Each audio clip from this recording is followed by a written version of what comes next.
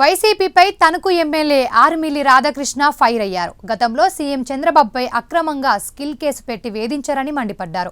రాజకీయ దురుద్దేశంతోనే ఇబ్బందులు పెట్టారని మండిపడ్డారు. యువతను దృష్టిలో పెట్టుకొని కష్టపడే వ్యక్తి చంద్రబాబు అని అన్నారు. చంద్రబాబు ఎటువంటి అవకతవకలకు పాల్పడలేదని, క్లీన్ చిట్ వచ్చిందని చెప్పారు.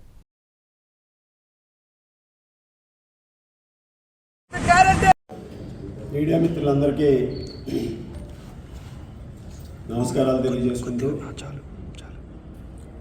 ముఖ్యంగా ఈరోజు రాజకీయాల్లో సుదీర్ఘమైనటువంటి అనుభవం ఉండి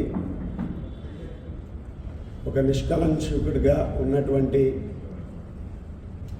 గౌరవ ముఖ్యమంత్రి నారా చంద్రబాబు నాయుడు గారు ప్రతిపక్షంలో ఉన్నప్పుడు జగన్మోహన్ రెడ్డి వైఎస్ఆర్ కాంగ్రెస్ పార్టీ అక్రమ కేసులు బనాయించి ముఖ్యంగా స్కిల్ డెవలప్మెంట్ ట్రైనింగ్లో అవకతవకలు జరిగినాయని చెప్పి 300 కోట్ల రూపాయల అవినీతి జరిగిందని చెప్పి చంద్రబాబు నాయుడు గారిని అక్రమంగా అరెస్ట్ చేసి 53 రోజులు జైల్లో ఉంచినటువంటి స్కిల్ డెవలప్మెంట్ కేసుకి సంబంధించి ఈరోజు ఎన్ఫోర్స్మెంట్ డైరెక్టరేట్ ఈడీ ఏదైతే ఉందో, ఈడీ చంద్రబాబు నాయుడు గారి ప్రమేయం ఈ కేసులో ఎటువంటిది లేదని చెప్పి పూర్తిగా నిర్దోషిగా ఈరోజు చంద్రబాబు నాయుడు గారిని నిలపడం జరిగింది. ఆ విధంగా ఆ రోజు వ్యవస్థలను అడ్డం పెట్టుకుని చంద్రబాబు నాయుడు గారిని ఇబ్బంది పెట్టాలి, చంద్రబాబు నాయుడు గారిని మానసిక స్థైర్యాన్ని దెబ్బతీయాలి, చంద్రబాబు నాయుడు గారిని ఫిజికల్గా అటాక్ చేయాలని ఒక దురాలోచనతో అక్రమ అరెస్ట్ చేసి రాజమండ్రి సెంట్రల్ జైల్లో 53 రోజుల పాటు అన్యాయంగా ఆ రోజు చంద్రబాబు నాయుడు గారిని ఇబ్బంది పెట్టినటువంటి విషయాన్ని మనందరం కూడా గుర్తు చేసుకోవాల్సినటువంటి అవసరం ఉంది. ఆ రోజు జగన్మోహన్ రెడ్డి కేవలం చంద్రబాబు నాయుడు గారిని ఇబ్బంది పెట్టాలి, లేకపోతే చంద్రబాబు నాయుడు గారికి ఆయన్ని ఏదో విధంగా రాజకీయాల నుంచి ఎలిమినేట్ చేయాలి అనే ఒక కుట్రలు కుతంత్రాలతో వ్యవస్థలని దారుణంగా ఉపయోగించుకుని ఆ రోజు అక్రమంగా 53 రోజుల పాటు జైల్లో పెట్టినటువంటి విషయం.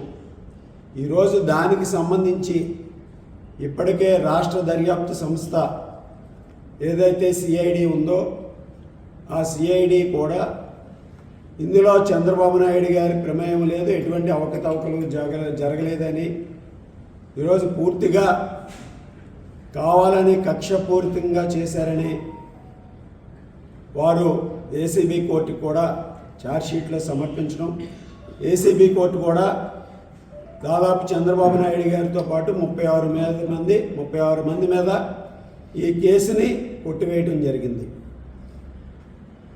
అది రాష్ట్ర దర్యాప్తు సంస్థ చేసినటువంటి ఈరోజు దర్యాప్తులో చంద్రబాబు నాయుడు గారి ప్రమేయం లేదనేది స్పష్టంగా తేలింది.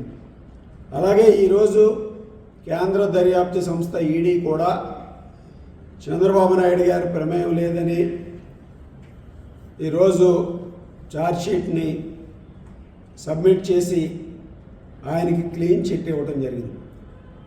ఈరోజు చంద్రబాబు నాయుడు గారిని ఆయన మీద నిందలు వేసి ఆయన్ని అక్రమంగా జైల్లో పెట్టి ఆయన ఏదో దోషిగా నిలపాలని చూసినటువంటి వైఎస్ఆర్ కాంగ్రెస్ పార్టీ జగన్మోహన్ రెడ్డి కుట్రలన్నీ కూడా ఈరోజు భగ్నమై చంద్రబాబు నాయుడు గారు కడిగిన ముత్యంలాగా బయటకు రావడం జరిగింది. ఈరోజు వాళ్ళు చేసినటువంటి అసత్య ప్రచారాలు అబద్ధాలన్నీ కూడా తప్పని తేటతెల్లమైంది. ఈరోజు వాళ్ళు చేసినటువంటి దుష్ప్రచారాలన్నీ కూడా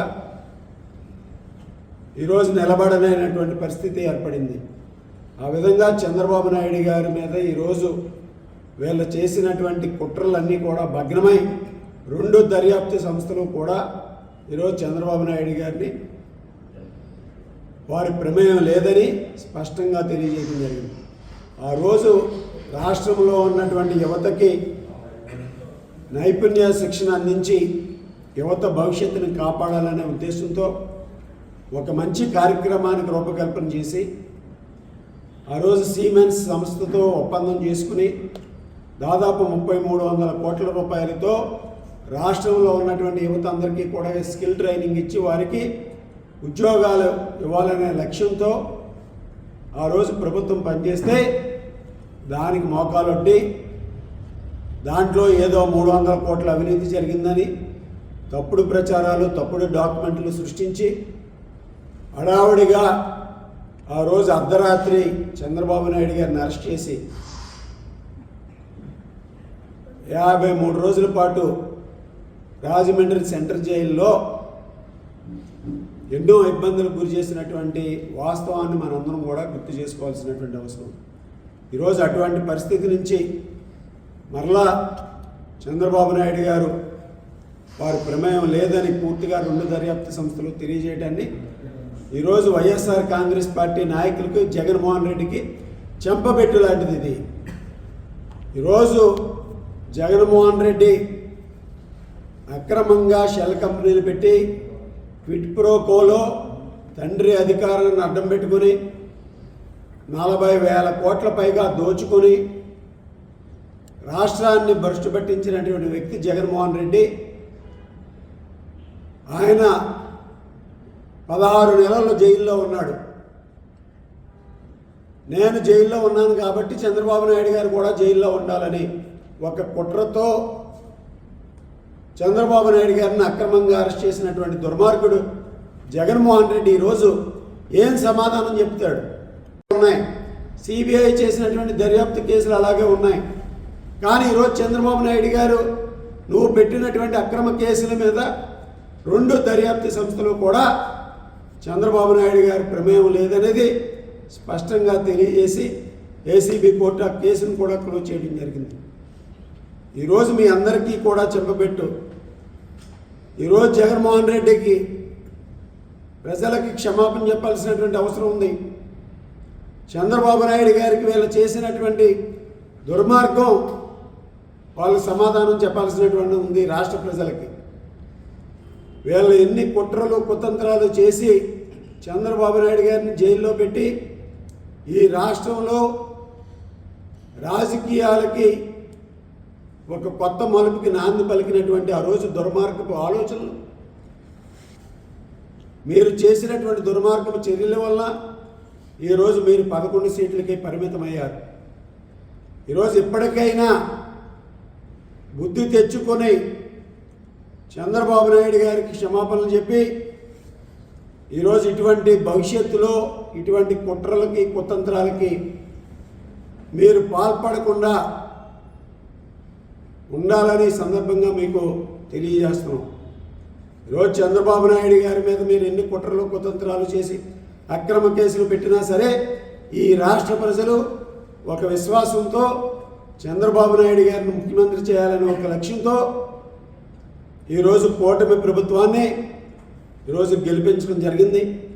ఒక పక్క పవన్ కళ్యాణ్ గారు, నరేంద్ర మోడీ గారు చంద్రబాబు నాయుడు గారికి అండగా నిలబడి ఆయన ఏ తప్పు చేయలేదనే ఒక విశ్వాసంతో చంద్రబాబు నాయుడు గారికి మద్దతుగా నిలిచినటువంటి పరిస్థితిని కూడా మనందరం కూడా గుర్తు చేసుకోవాల్సినటువంటి అవసరం ఉంది. ఈరోజు అటువంటి దుర్మార్గ చర్యలకు పాల్పడినటువంటి వైఎస్ఆర్ కాంగ్రెస్ పార్టీకి ప్రజల బుద్ధి చెప్పి ఈరోజు ప్రతిపక్ష స్థానం లేకుండా చేశారు. అటువంటివన్నీ కూడా వాళ్ళు అధికారాన్ని అడ్డం పెట్టుకొని వ్యవస్థలన్నింటినీ కూడా అడ్డం పెట్టుకొని నిర్వీర్యం చేసినటువంటి పరిస్థితుల్లో ఈ రాష్ట్ర ప్రజలు వారికి సరైనటువంటి స్థానంలో కూర్చోబెట్టారు. భవిష్యత్తులో కూడా కనీసం ఆ 11 సీట్లు కూడా రానటువంటి పరిస్థితి ఏర్పడుతుంది. ఈరోజు చంద్రబాబు నాయుడు గారు ఒక నిబద్ధతతో ఒక కమిట్మెంట్తో రాష్ట్ర అభివృద్ధికి యువత భవిష్యత్తుకి కట్టుబడి పనిచేస్తూ ఈ రాష్ట్రాన్ని అన్ని విధాలుగాను కూడా ముందుకు తీసుకువెళ్తారు. భవిష్యత్తులో కూడా మన యువత అందరికీ కూడా ఉపాధి కల్పించే విధంగా ఆయన 20 లక్షల ఉద్యోగాలు కల్పించాలనే ధ్యేయంతో ఈరోజు ఈ రాష్ట్ర ప్రజల ఆశీస్సులతో